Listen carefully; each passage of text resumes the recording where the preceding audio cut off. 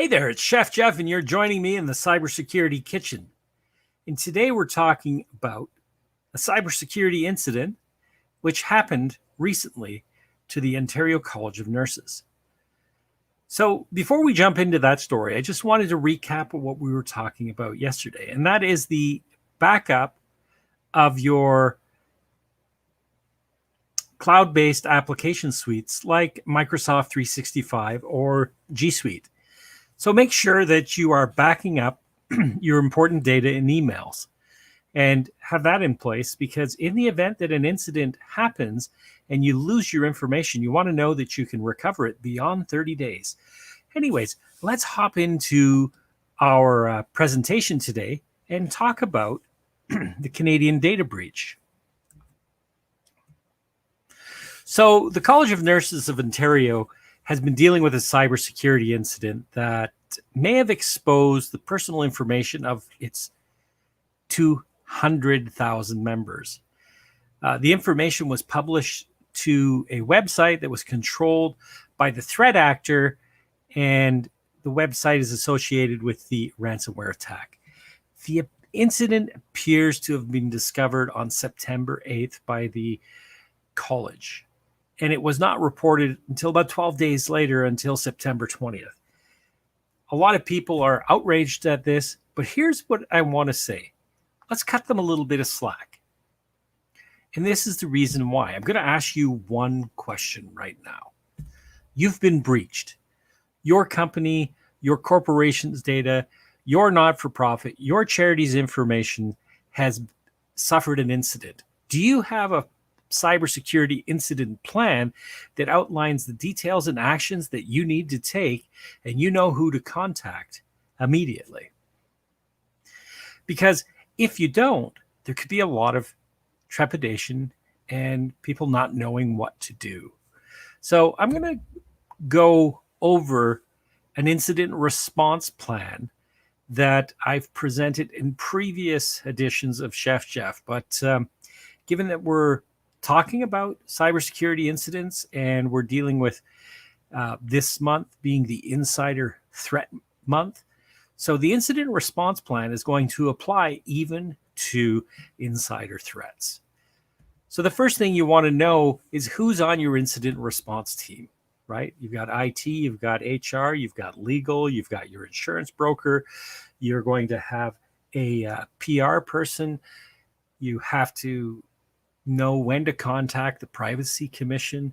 If you're in if you're in a industry that has compliance, you have to know who to contact there. So there's a lot to consider who you're putting on your incident response team. And then you want to make certain that you have backup and restoration.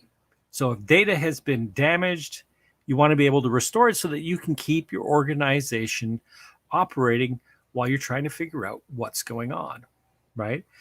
The key is that if something has been compromised, you don't want to do anything. You just want to get yourself disconnected, contain the information, and then get the experts in to look at it. Clearly articulate your system downtime policy.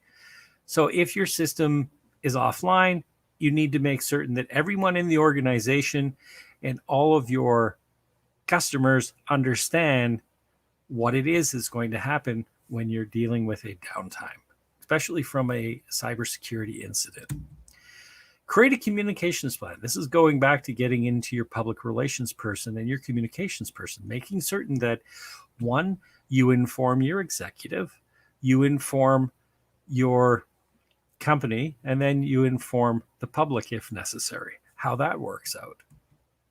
And then make sure that you're clear on what your legal obligations are going to be, who you need to answer to, who you need to report to, and how you need to report that information. And then last but not least, make sure you give a clear review of your cyber insurance policy. You want to make sure that you have adequate protections in place. Minimum cyber incidents can have a price tag of $250,000 in ransom or more. So a good cybersecurity policy is going to cover that. It's going to cover your incident mediation. It's going to cover a lot of aspects. So you want to make certain that you sit down with your security broker and go through that information. Hey, and there's questions in there that your cybersecurity insurance broker is going to ask you. Hey, we're happy to provide those answers for you if you're not sure what the answers are. That's what we do. So here I'm talking about the NIST Cybersecurity Framework. So it's broken down into 5 elements. One is to identify your key assets and your data. Know the value of it and know that it's protected. So protect your assets. Make sure your data is backed up. Make sure your environments are patched. Your security patches are applied. Make sure that your firewalls, your intrusion detections, your security incident event monitoring systems are all in place. That's for detecting and monitoring and alerting, right? So when something is odd, the behavior is off, that your appropriate personnel, your outsourced cybersecurity team gets alerted and notified to take action, respond and contain the threat.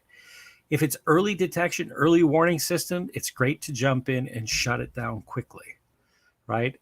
Then you've contained the threat. Now what? If there has been a full breach in an incident, you need to make certain that you're not changing anything in the systems that were breached or compromised.